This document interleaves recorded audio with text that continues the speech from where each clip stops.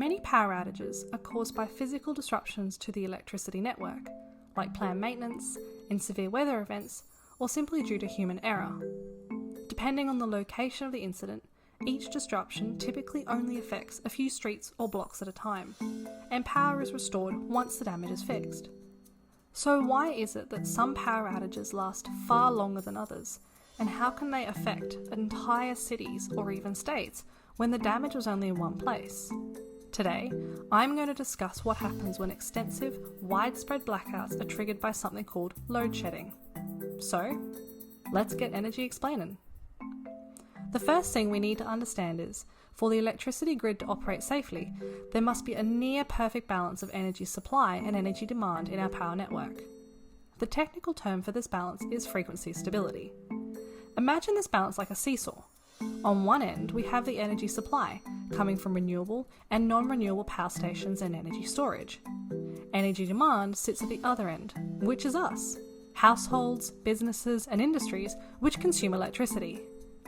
Now, I say we need a near perfect balance, as there is a range which we consider safe for the frequency to fluctuate.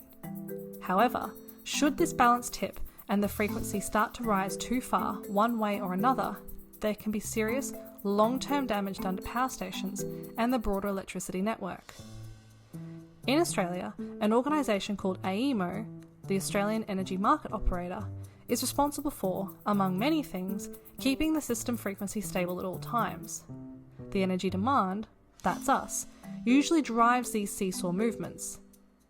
When we all come home from work and turn on appliances, we essentially add weight to the seesaw.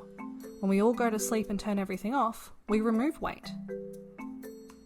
As the balance of the scales starts to tip, AEMO responds by adding or removing weight to the other side, which is the supply, by instructing generators to turn on or turn off depending on which way the seesaw is moving. This whole balancing act happens day in and day out without a hitch, as frequency is easy to keep stable when the changes on the demand of the seesaw are small, predictable, or occur gradually. Just like one friend warning you they're about to hop off a seesaw, there's time for you to jump off too.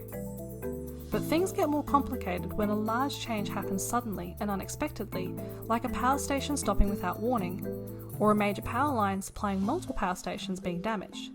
Now, if we go back to our seesaw analogy, if a friend pranked you by jumping off the one end of the seesaw, there would not be enough time for another person to jump on in their place before you hit the ground. By that same token, if some supply is suddenly lost, there is not enough time for the system to react and turn on another power station to rebalance the frequency before it is tipped into dangerous levels. AEMO can attempt to replace supply by other means, such as tapping into reserve generation kept online at all times, or by importing extra electricity from neighbouring states through something called an interconnector. But there is a limit to how much we can do this. If this still isn't enough to rebalance those scales, AEMO has to, as a last resort, balance them by removing demand. This is called load shedding.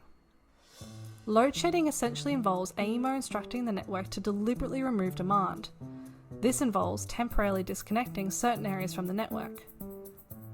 The size of these areas depends on the severity of the incident, but can range from suburbs to whole city councils. The disconnected areas aren't chosen at random, but follow a strategy carefully prepared by a combination of transmission and distribution companies and the state's jurisdictional system security coordinator. As described perfectly in a recent What Clarity article, load shedding is just like an organism sacrificing a part of itself so the rest of it remains alive. It's a last resort action, and it is done to prevent serious, longer-term damage to the power network. Once enough demand has been removed in the load shedding process and the frequency balance is restored, AEMO now has time to request extra generation to turn on. Once this is online, power is gradually restored back to the load-shedded areas. Just like if you forgave your friend and both agree to hop back on the seesaw. The time taken to reconnect the demand after load shedding occurs depends on how long it takes to access that extra supply. Events as severe as this are quite rare, but examples include the South Australia blackouts in 2016 after a 1 in 50-year event storm, and the recent Queensland blackout in 2021 after the Callide Sea explosion. These events are fully investigated by EMO and multiple reports are released. It's the outcomes of these reports that can lead to rule changes in our electricity grid if they are deemed to be necessary. I hope you enjoyed this video and have a better understanding of how load shedding blackouts occur.